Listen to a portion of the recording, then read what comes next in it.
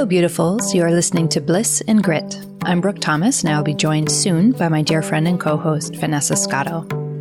On the show, we're talking about being on the embodied spiritual path. And what does that actually mean? What is a real evolution of our lives? How do we ultimately embrace everything, all the beauty and crazy, the joys and the messes, the bliss and the grit that is a human life? Today, we're talking about how extraordinary it is to come home to our ordinariness. One of my favorite Chogyam Trungpa Rinpoche quotes is, "We have to be willing to be completely ordinary." In a culture where the goal is always to become extra special, more unique, more successful, or just generally to strive towards being a somebody in the world, it's worth pondering what the true gifts are of allowing yourself to rest in your ordinariness. How does our resistance to our ordinariness tie into our stories of lack about how we're not good enough, not worthy enough, how we only exist if we're approved of? What if that fell away? You'd probably land somewhere quite ordinary and also, ironically, at the exact same time, somewhere totally nourishing and even miraculous. As we head towards New Year's and the resolution-making season, maybe this year we can make a resolution to embrace our divine human ordinariness. If you're enjoying the show, you can leave a review on iTunes or on our Facebook page, which is Bliss and Grit. You can also head over to the website, which is blissandgrit.com, to subscribe. We have a weekly digest of the resources that we're currently loving, so that goes out each week on Friday. We are going to be off now for the 2 weeks over Christmas and New Year's, so sorry to leave you guys hanging without an episode for a while, but then we'll be back with much goodness and in full force for 2018. And of course, the last warning before the conversation: if you're new here, we swear, so if you're in mixed company, you may want some headphones. Okay, here we go. Hello, Vanessa. Hello, my love. Alrighty, so this week, something that's really up for me in a very satisfying way, like I'm hitting a beginning of an unfolding sweet spot on this one, is something that we've talked about just a teensy bit in the past, which is ordinary. So there's this great Trungpa Rinpoche quote about the path, the spiritual path, and he says, we have to be willing to be completely ordinary, which is such an interesting thing. And I was actually talking with somebody the other day who was kind of questioning, like, why am I on a spiritual path anyway? It's not like I need to be extra special. And I was like, that's interesting that we correlate being on a spiritual path. And I think we see this a lot as a more, becoming greater than. And it's a very common spiritual bypass, that if I become more awake or more spiritual or whatever, then that I am somehow attaining a certain kind of special or elevated status. And to be honest, we just do this in every category of life in our culture, that the only way that anything is valid is if it makes you extra special. And that sort of the most loathed thing to be would be to be ordinary, which I find really fascinating because in myself, I have definitely been someone, like, one of the ways that I spin off and create, let's say, challenging karma or challenging circumstances in my life historically is that I go after these large, unwieldy projects. So I'm going to build, or like I talked about when my son was an infant many years ago, I'm going to start this online business. I didn't have any online business before that, right? But like, that's what the special people do. They start online businesses, and it's going to, curate artisanal foods from all over the United States and And I did this for a while. And I have this tendency to grasp towards those kinds of projects. And the things that I actually wind up making and doing are in alignment for me. And certainly I learned some hard lessons from that particular project. And now I'm at this stage where I'm really, really contented with the ordinary things in my life. I still make things. Here we are. doing Bliss and Grit, but I make things from a place of contentedness. And I just as much enjoy everything ordinary, because ordinary is what's happening in any present moment, right? So the grasping at something superhuman or extra special is usually down the road when I acquire the extra special thing. And it seems like, in the way that it's presented, right? In the way that we all turn our backs on the word ordinary, it seems like such a boring exploration. Like we immediately go like, oh, it's so boring. How to become more ordinary. Meh. We instantly just turn away from it. But I actually think it's at the heart of giving ourselves full permission to be human beings. I think it's at the heart of not making ourselves a problem, of not feeding the story of not good enough, of not feeding the story that we only exist when we are approved of, and we are only approved of when we are the extra special one. So it's like, as I dive into it, as I explore, I feel like it's in the rot of our culture, this inability to really savor and be content with and land in ordinary. And I remember that when I was on retreat with Kira and Trace, we were kind of talking about the opposite of ordinary, superpowers on the spiritual path. Like there's all these stories, right, about people who they become clairvoyant or whatever. Like cities, they would say. Exactly. Like yogic superpowers. Yeah, totally. And we were talking about Adyashanti, who we love very much. And I remember Kieran saying Adya's superpower is ordinariness. And that really landed with me. I was like, that is so great. And like how fascinating that we live in a time where it's a very genuine and important superpower to bring more ordinary to the world. So funny.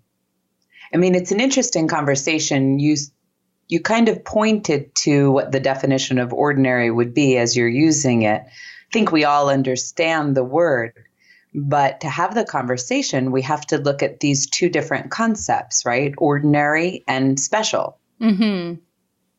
I remember this all too well. You probably have a deeper love affair with ordinary than I do. I remember also studying with Dharma Ocean and Trungpa Rinpoche, and the kind of energy of like, you have to find the magic in the mundane. So if you look at this sentence, magic in the mundane, it's like saying finding the extra specialness in the ordinary, right? And of course, I'm like, ooh, the magic. And you're like, the mundane. Yeah, right. But it's true. There is a magic. Yeah. Yeah, but nevertheless, that's part of what we're looking for, is that as soon as we remove this filter or this concept that magic only comes in extra specialness, mm-hmm. then we can really see it, because it's there woven in our everyday reality. In our present-based moment-to-moment experience. That's where we find genuine magic, right? So I remember, though, this history of special for me, and I probably still have a little bit of pain body wiring around this. I was probably in my 20s. And since I've always been in this field in some way, shape, or form, I was a Chinese medicine doctor. But, by the time I was in my late 20s, I was already life coaching. And then I was going to school for spiritual psychology and all this stuff. You and I were already teaching, Brooke and I were already teaching women's empowerment together when we were like in our late 20s. And I thought that in order to have a meaningful life, I had to be up on stage in front of tens of thousands of people, right? And that was meaningful. It's funny, I almost remember thinking this was really my ex-husband's logic at the time. I do not think it is his logic anymore, but his logic was something like, when we would talk about having children, like, well, you can either have a kid or you can help like hundreds of thousands of people with your time.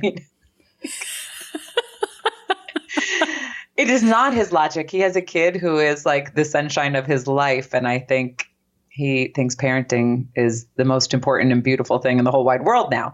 However, I remember kind of buying into it. I was young and impressionable. He was 12 years older than me. But there was sort of this, right, like, well, then why would I want to have this ordinary experience of parenthood when I can have this extraordinary experience of helping hundreds of thousands of people? Because then, and only then, would I be meaningful and significant.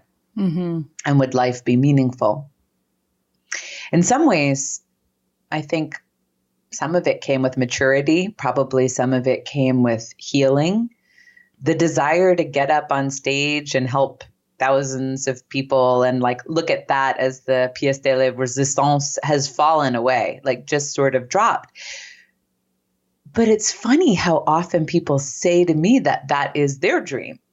Yeah. Right? Like, well, I have to be helping thousands of people. It's my calling. I'm meant for it. Like, it's insignificant if I'm not, so-and-so has more numbers than me.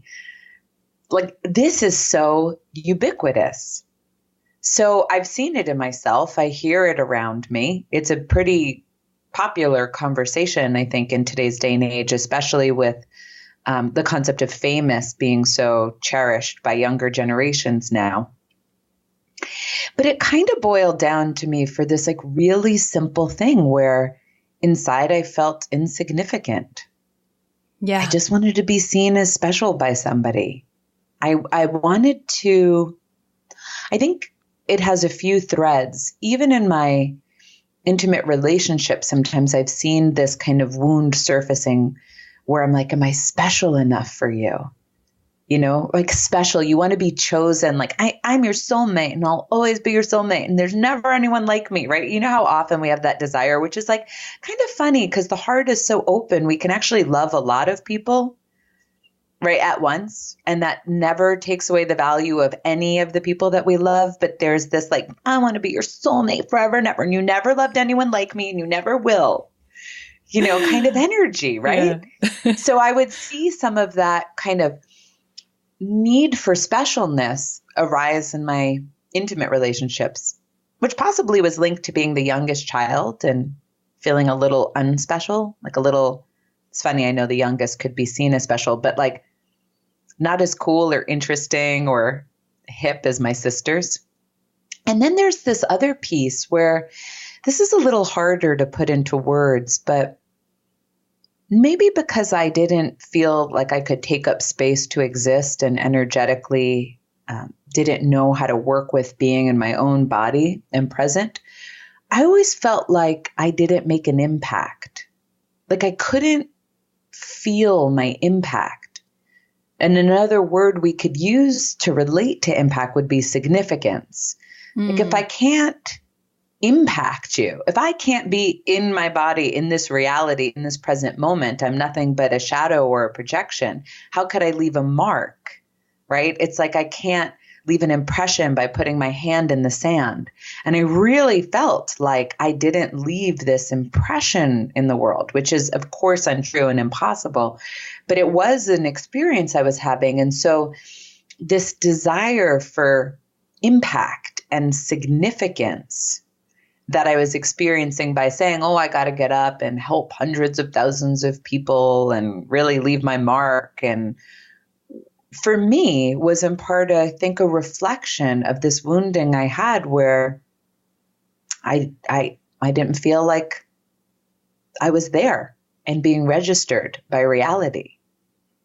Yeah, it's funny because the draw towards making a mark or being special or, really establishing your significance in a quantifiable way. I am on stage, thousands of people, all these things, or hundreds of thousands of people, best-selling book, whatever it is. It exposes actually our unworthiness belief system, that we're not good enough. We're not just as we are worthy. We have to do something extra special. And I think you're also pointing out the way that this can come out of feeling that you don't exist.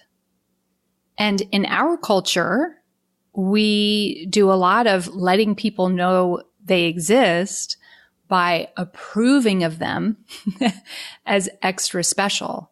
And if they don't do that, they literally are just the like vapor, right? The way they're treated culturally, the way we're all conditioned in this container that believes that.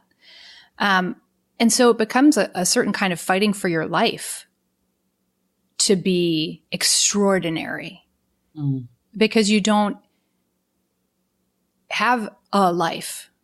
If the out there isn't reflecting back to you, we like it, we give you the gold star of approval, then you can feel just like vapor. So an interesting little, twist in this conversation is, how do we give it to ourselves? How do we give our existence to ourselves? If we can leave aside words like mundane and ordinary, which I understand we're also culturally repulsed by, or at least like turned off by, can we look at how do we give to ourselves a really genuine and profound knowing of our existence and our value and our worth just as we are, which of course, good thing. Major spiritual paths have spent thousands of years trying to help people out with this, right? So I'm not trying to say like, what's the 2-sentence answer to how we can perfectly deliver this to people? But I do think there's something very, very important in exposing that that's the game. This is what we're up against. We're up against a really genuine not knowing that we exist without the outside world's approval. And in our outside world, it says you only get approval if you're super big, super important on stage, blah, blah, blah. Which is just not going to be everybody. Why would it be? Like, can you imagine a more obnoxious world? I think we're getting I think we're in it. Yeah, we're pretty. I think we're getting close to it. Yeah, we're pretty close to the tipping point. And of course, the part that's very tender and problematic for us as individuals, especially highly sensitive people who can be pretty hard on themselves, if your value is being judged by how extraordinary you are in a culture of people fighting to be extraordinary, in a culture of people who are all different than you, you have to keep upping the game. Yeah. Because everything becomes ordinary over time, right? Mm-hmm. And also, then how do I know? Because if today I don't get a lot of engagement on a Facebook post, am I then failing? What about tomorrow? And how do I have to up the game to grab your attention now? It's a really confounding dilemma. And I think you're right. On some level, it points to our difficulty perceiving our own basic goodness. Mm-hmm. It's just phenomenal how often it can go back to this place where we just don't recognize our place in the cosmos. Like, just don't recognize the inherent value. It's almost like if I was to tell you, this tree is so special, it's so beautiful, I love this evergreen. And you were to be like, it doesn't look much different than the other evergreens, so it can't be that special. I mean, what's it doing that's so wonderful? Like, what's it doing that's so different? There's this way that we've mistaken what it means to be basically good, even special. Mm-hmm. Because another word that we can use to look at special through a perhaps more useful or healthier lens would be unique. Mm-hmm. We're all unique. Every one of us. But I think in a society that values extraordinary and extra special above all things, you can even feel wrong somehow if you're unique from that. Like, what if you're ordinary and you don't care about those things? Right. Right. Like, what if I'm not an extrovert? Or what if I'm not someone who likes to be in pictures and be someone who put myself out there? What if, like, my name is Jane and not 7 or... That's very Seinfeld of you. Showing our age. It's like Brooke and I had both listened to this podcast with Carolyn Mace. We mentioned her, I think it was last week. She was on fire, on a roll about we'll link to human the specific nature today. Talk. Yeah. But one of the things that she was really on fire about was this like everybody's got to be special talk, and how like you can't even name your kids anything like plain anymore. It's always got to be something like you've never heard of and comes from another culture, like whatever the case is. Like we're almost setting it up from the beginning where if they can't live up to that, there's real power in a name. Like we have to live up to this very special persona. And you see it when parents name their kids something special, and then it happens to catch fire, like in the collective, and all right, like and they're five so mad. Are named. Yeah, so pissed. No, she was the only Penelope, and now suddenly they're everywhere. Yeah, I mean, we're just laughing at our own humanity, and as Jeannie Zandy would say, mercy to the humans. And I am not beyond this. I mean, I can see within myself, of course, I have a desire to feel special. I suppose in some ways it's a desire to see my own uniqueness as well.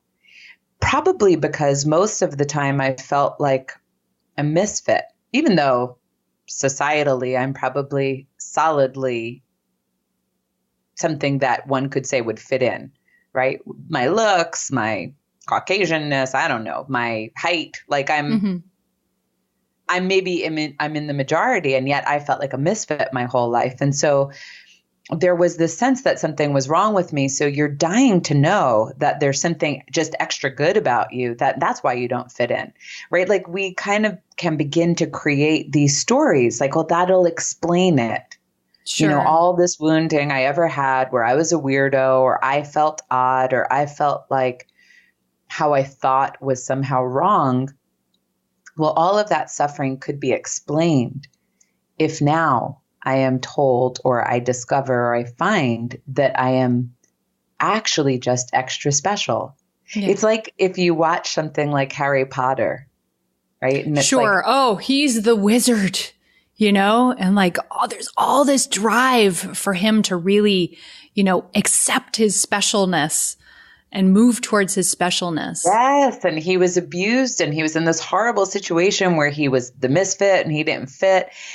But really, the reason why he never fit into that world was because he was extra special and this kind of amazing thing. And once he discovered that, he fit into this world in such a big way. He had so much significance. He was, in fact, the most significant person in that whole entire world. Mm-hmm. And you can see where this mythology fit with so many of us, right? Like we feel disenfranchised or disempowered or somehow wrong, somehow marginalized, whatever the case may be. And we're just dying to discover that all along the problem was we just actually were so awesome. Right. So special. And there's this place where we perfectly fit and thrive and are a meaningful contribution to that particular place. Like finally, the homecoming, right? Yes. What a relief that would be. And I think that the thing we can have so much affection and compassion for is that all of us want to feel like our existence matters, and that's a very basic, very fundamental human drive. So, in the dualistic way, people can take this conversation as a way to put themselves in a small box. Don't think you're extra special. Don't reach for the stars. Don't decide that you need a 6-figure book deal. You should be happy with being meek and being quiet and just sit on yourself and just sort of fall into this like kind of depressive mundaneness and just get used to it. So the mind can get very good at putting us in this very depressive place, and shame on you, shame on you for wanting to grasp towards that. But really, the beautiful part is that what we want while we're here is to really experience that we are alive. And I think that really experiencing that we are alive comes with, and my aliveness matters. And that is true about all things. The aliveness of all things matters. And each individual unique permutation of all those things matters, because otherwise we wouldn't have so much diversity. So we don't need to turn away from that. So as always, it becomes about navigating the in-between places instead of swinging the pendulum to the opposite obvious extremes. And I have found, as somebody who, I'm wired in a way where I did not experience that I existed so much growing up. And I don't think that makes me special. I think that's very common. And so one of the ways for me that I grasped towards having the sensation that I existed and was approved of and was special was to work towards these kind of large, complex ventures, when in reality, when I look at the reality of this one, Brooke, that I get to be, thus far, what I have experienced is that I have worked in holistic health and private practice. I genuinely love that kind of intimate one-on-one contact with people. I've done it for 20 years, seems to be something this one does and this one likes. I also love making things since I was a child, and that's why I went to art school, and that's why I make podcasts, and it's why I write. That's a genuine love. That's a genuine desire.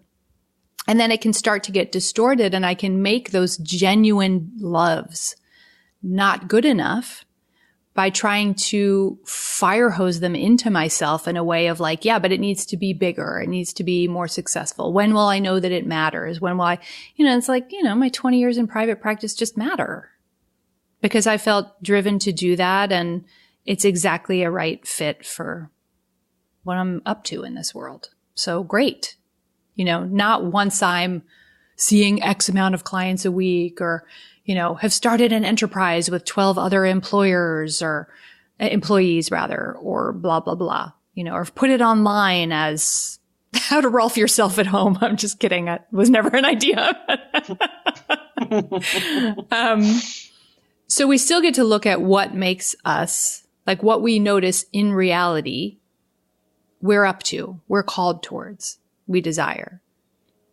And that's enough, and at the exact same time, all the other stuff is just as important, me folding my laundry, those very, very sweet, basic, ordinary moments are just as much about my fundamental goodness and existence as whatever story I can tell about my work. But we've just put these hierarchies on what's proof that we matter. Sure. And it can be deeply relieving, as we've pointed to, it can be deeply relieving not to feel like there's any special way you have to live your life, but that rather, if you are in alignment, it is special. It is perfect. It is wonderful. I know. I mean, when you think about, let's say, non-duality and the tendency that the conversations can have to point towards oneness, right? We're all one. So then there's nothing special in theory about we're all one. What could possibly be special about Vanessa compared to Brooke? We're all the same. And then we start to think about the conversation as it typically unfolds, where they say, okay, well, it's like an ocean, but then there are waves. And each of these waves is unique.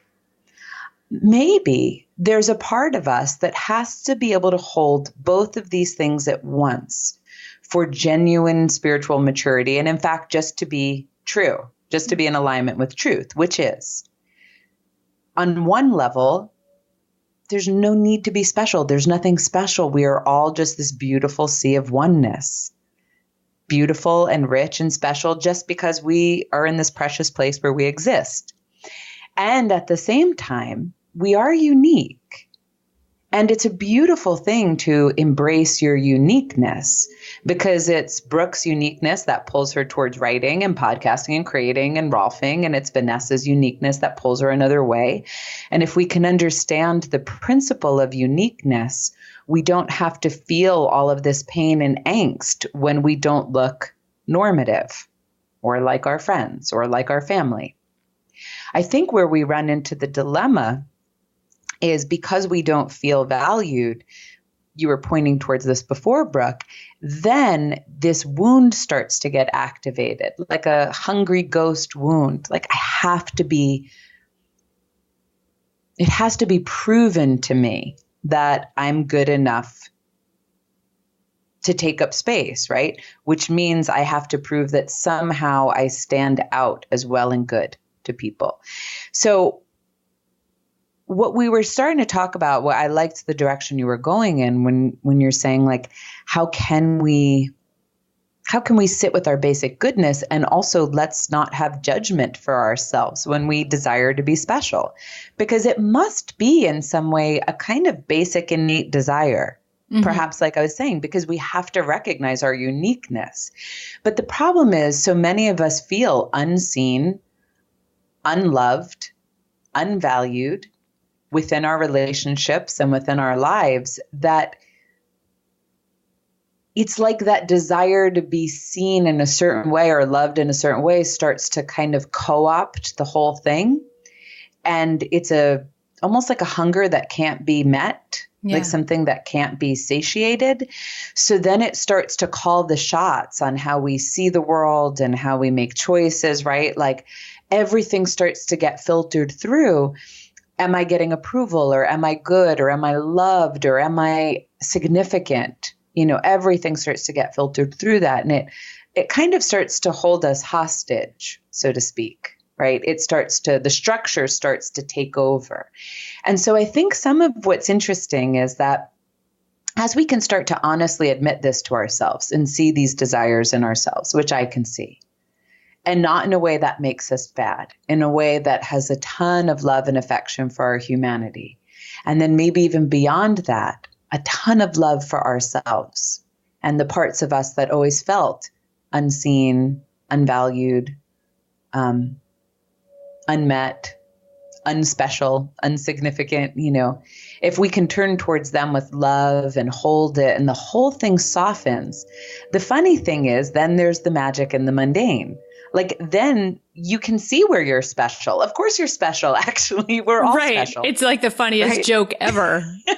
That you were pulled away from it. You're like, oh, right, duh. Like, just because I'm here and eating a raspberry, like whatever, Right. Yeah. Brooke is brooking, and that is so special. And Vanessa's Vanessing, and that is like incredibly special, and it's fucking magic. Like, I don't know, with everything that's going on in the world today, the fact that people can still keep showing such genuine love to one another and opening up and like doing things like that's magic. I feel it in my body. I don't just describe it as magic as a concept. It's like the other day I was at this place in Austin. It was outside of the city. It's a kind of like sacred land that's run by the Indigenous Women's Network. We're in the middle of nowhere, and it's winter. It's December, and there's this peach blossom tree fucking blossoming. It's December. It's not supposed to be. We're like looking at it like, okay, what is going on? This little special guy just doing its thing, That's magic. It's blossoming in December. It's like this weird magical thing that you can see. So the joke in this whole exploration of humanity and where we start to go when we're looking at personal growth and spiritual evolution is we keep trying to get somewhere we already are. And if we can just stop trying to get somewhere, if we could stop holding out hope that later I will finally be extra special when X, Y, or Z, or later I will finally be extraordinary where X, Y, and Z, the whole structure collapses. Like the way Chogyam Trungpa would be like, lose hope. You have to lose hope. And oh my God, some of you hated that. You hate when we talk about losing hope. It's really good news. It's such a relief. Try it. But the whole point was, if you could lose hope in the idea that you'd be extraordinary and extra special and like better than and like wonderful and all these things, the whole structure, the whole mechanism, the whole survival instinct and pain body that's driving you to not see the ways you already are would collapse. And then right there and then, reality would come forward and you would see magic in the mundane. And guess what? There's nothing more mundane than human beings. Yeah, right. I know. Like all of this stuff, and I think you said it in one of our more recent episodes that we recorded, like it's really just pointing at how to let yourself be what you actually are. It's really simple. Seems like a long, complicated journey, and people infuse it with all kinds of ideas about how they're going to attain superpowers or, be the important enlightened one or whatever. But it's really basic, really ordinary. And what you discover there is extraordinary. That's the paradox. When you really can land there, it's really quite extraordinary. I think that one of the things that's been helpful for me is to figure out what my tell is about when the hungry ghosts are taking over. And I think that we all have some that are universal and we all have some that are unique to us. So I'll start with what's unique to me. And hungry ghosts are so consuming, like our pain body triggers, that it's actually hard for me to know if mine is more universal. Maybe you can reflect whether or not you think it is. I mean, you know what mine is. It's striving. So I know that the pain bodies are in charge when I start to obsess about something that I want and don't have and strive towards having that thing. And it can take place in all kinds of categories. So right now it's taking place in buying a house category. I rent a tiny house. I'm ready to upgrade and I'm doing all the things. So how do I scrape together the down payment? And I'm talking to the mortgage guy and the real estate agent. And I'm like, well, that property is cheap, but it needs a new septic system. And I'm obsessing and I'm striving and I'm grabbing at something down the road. So interesting, right? Then I can go, okay, I'm doing something is in the driver's seat that is a pain body because I'm grabbing towards something. And then once I can, because I'm hip to my tells, I can slow down a little and go, okay, why? What is it I imagine that I will have over there in the future when I've grabbed the brass ring I've decided I need to grab? And then it gets really interesting because in this case, what we're just talking about is a home. Like I currently have a home. So we're talking about a different home. So what's special about the different home? Okay, well, if I can own a home, it means that I'm the kind of person who can pull that off. And I have all kinds of stories about how I'm a fuck up with money and how I can never get together. And like I'm a single mom. And what if I get in myself into financial trouble and take on too much? And so there's all kinds of fear and lack and unworthiness baked in. Well, great. Like, so now that's all been exposed, which sometimes means it really vanishes right away. Like you're saying, the structure behind it collapses. And sometimes it just means that you have this affectionate attention on something. And like in the case right now, it's still ongoing. It's still alive. There's still this liveliness about, wanting to grab at a different kind of home situation that has all this kind of storyline about proving to myself that I'm the one who can, fill in all of the many blanks. But I'm also onto myself. So it can happen it just softens things so much and it doesn't snowball. It doesn't turn into this freight train that cannot be stopped, because as soon as I can just affectionately be like, oh, hey, like I know this feeling in myself when everything gets like tight and high strung and like up and forward and graspy and grabby and I'm trying to shape shift and I can't stop thinking about it. Like I think it's really interesting to pay attention to whatever it is we can't stop obsessing on, because it is a pain body in charge 100% of the time. Because it's not contentment. Oh, yeah. It's not just resting in whatever is here. Yeah. I mean, it's crazy. You could even make yourself special by claiming to be the most fucked up one. Oh, well, I mean, even that. I have done my fair share of, my dear. Yes. I have been especially traumatized. I'm very special because of my trauma. And I notice mine come up the most. Like, let's say Kieran's a wonderful person where I get to play with this, and because it's like, I want my teacher to think I'm extra special. Am I a special student? Am I doing especially well? Like, am I not special? You don't seem to be thinking I'm doing especially well. Like, what is the implication of that? And so I think mine maybe these days, before it used to come up a lot in career, and these days I think it comes up a lot in relationship, like wherever I can. And then maybe just in particular that one, because maybe it's like an old desire to have my parents think I'm special. I don't really need my parents now to think I'm special in any way that's conscious, but maybe that's a safe place to have that expressed. So we can have these funny bits. And I think we can't emphasize enough how delightful it is to enjoy our humanity.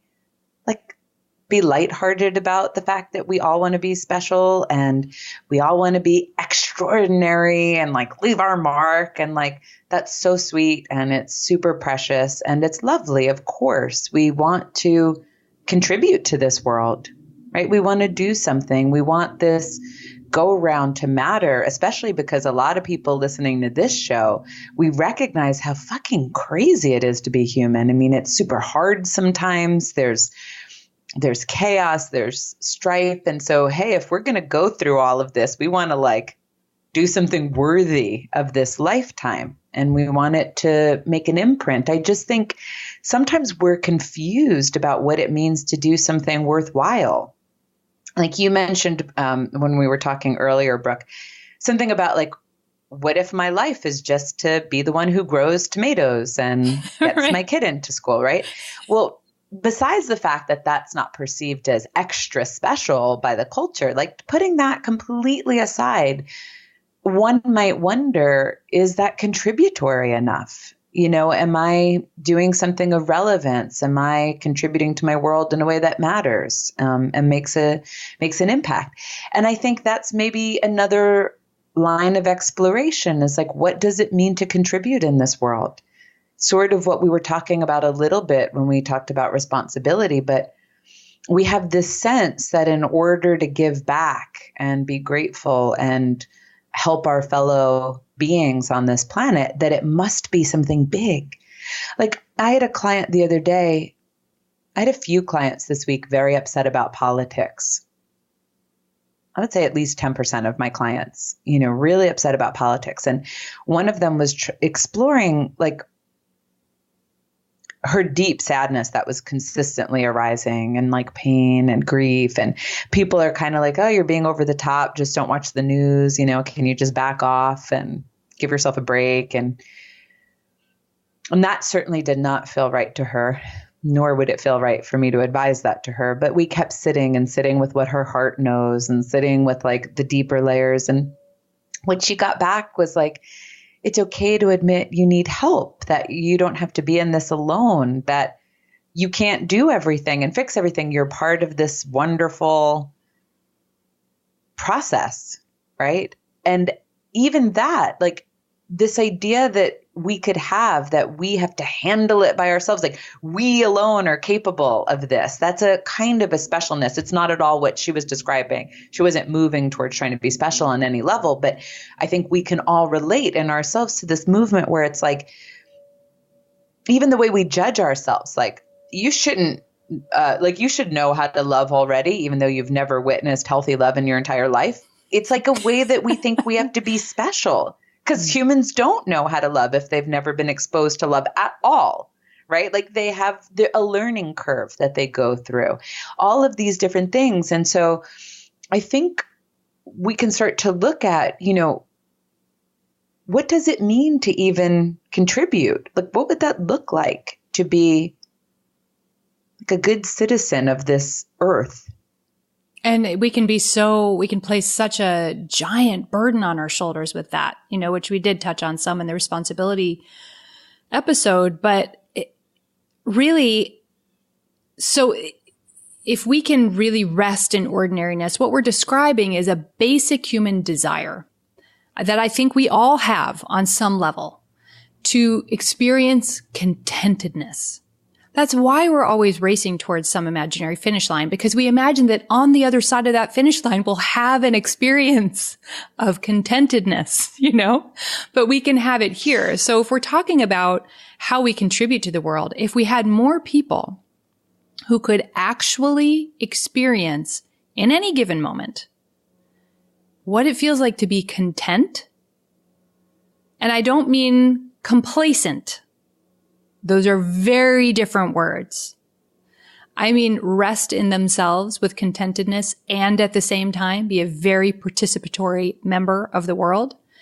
We would see really different solutions to our problems. I think we would see very different communities, different parenting, different love relationships, different kinds of intimacy that are born of contentment, as opposed to what's wrong, what's bad, what you need to place 100% on your shoulders, and that you're not a part of some larger collective, that you on your own need to fix all the problems, and that you need to do it in a big way, in a special way, and you need to devote your whole life to it. It's so fatiguing. Like there's such a relief in coming home to ordinariness and contentment. And from there, we just have completely different kinds of solutions and contributions to the world than the ones we make from strife. Mm-hmm. And we have to hold that as at least a possibility, or else we're just going to be, creating more banging together pots and pans in the collective, which I think we can all agree we don't want more of. Gosh, this may sound overly simplistic, but I was just thinking as you were talking about the power of conversations and how some of this dilemma is that people are not having deep conversations as much as they may need to. Because of course, when I heard my client do that, I'm like, of course, it's so common that you would feel that it's all falling on you. And it's so common that you would be worried and concerned. And, these things are so ordinary. They're so human. But if you don't have a lot of deep conversations with people, sometimes you don't recognize. So for example, if you're thinking to yourself, why can't I learn this faster? Why can't I do more? Why can't I? There's this way that what you don't realize is you're putting yourself above the average person in your own expectations, right? We expect so much extraordinariness from ourselves. Mm-hmm. And sometimes it's obvious and sometimes it's not, because we just don't know what's happening for other people, right? Like we should all be able to be in a healthy love relationship, and we should all feel confident, and we should all be able to be happy and grateful every day. We should already know ourselves. We shouldn't be in confusion or in mystery. We should definitely be healed of all past traumas, yeah, right? And we should be able to work a full-time job, be a parent, and still manage to single-handedly take down a political system that we don't think is working. I know.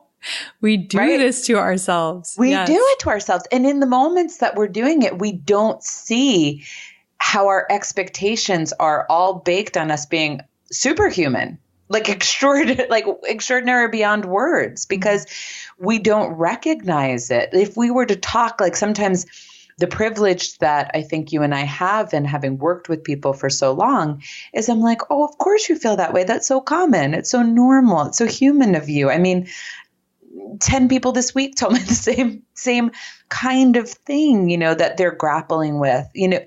We don't see it. So we don't see that what we've been setting ourselves up for is extraordinary expectations, superhuman expectations.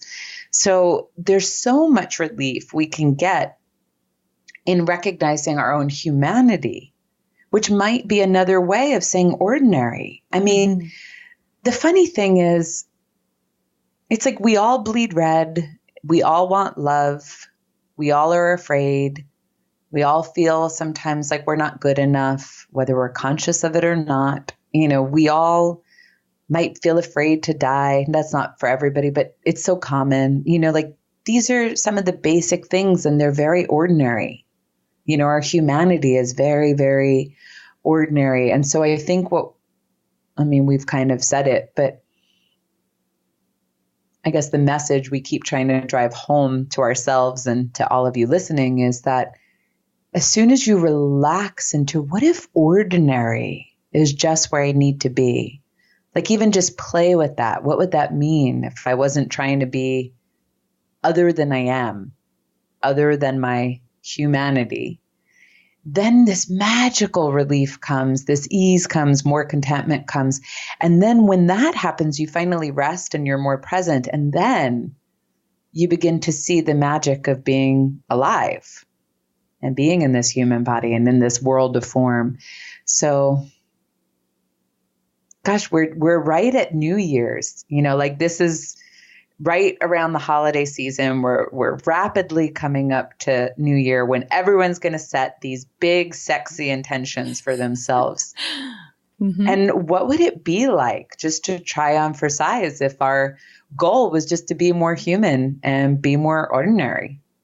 And I think that you've pointed out a really beautiful way to even just play an experiment with that in your day-to-day life, and whoever are the people who you're surrounded with, friends, family, children, partners, whoever, can you give yourself permission to have more conversations with them where you are your totally ordinary human self, your complex, multidimensional self, and really say what's true for you, not in a flinging way, but to feel like you have permission to be a human being who's vulnerable and tired and confused and whatever you are, because those kinds of really intimate conversations are a great gateway to changing our own ecosystems. Then we start to have much more juicy relational systems, and that in and of itself relieves a huge burden and invites a lot of, I think, really good unfolding.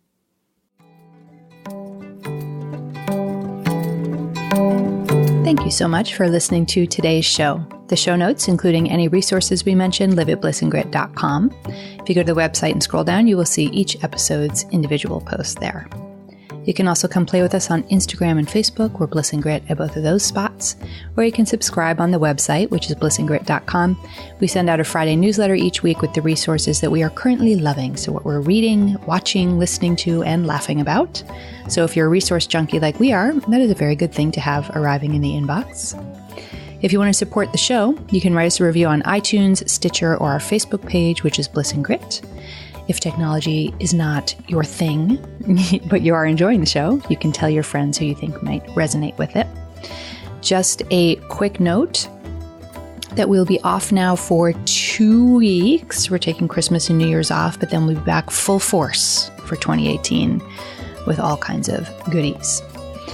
And of course, huge gratitude to all of you who have written reviews already. Here's a lovely one from Jen is Okay on iTunes. She writes, I often sigh, laugh, gasp out loud, and even weep in recognition of myself in your intimate discussions of the meaning and sometimes mess of figuring out how to be yourself in the world. Thank you for your candor, vulnerability, and assurances. You have brought me relief and given me a place alongside you and within myself as few things ever have. Thank you so much. It means so much that we're doing some good in the world as we talk these things out on the show.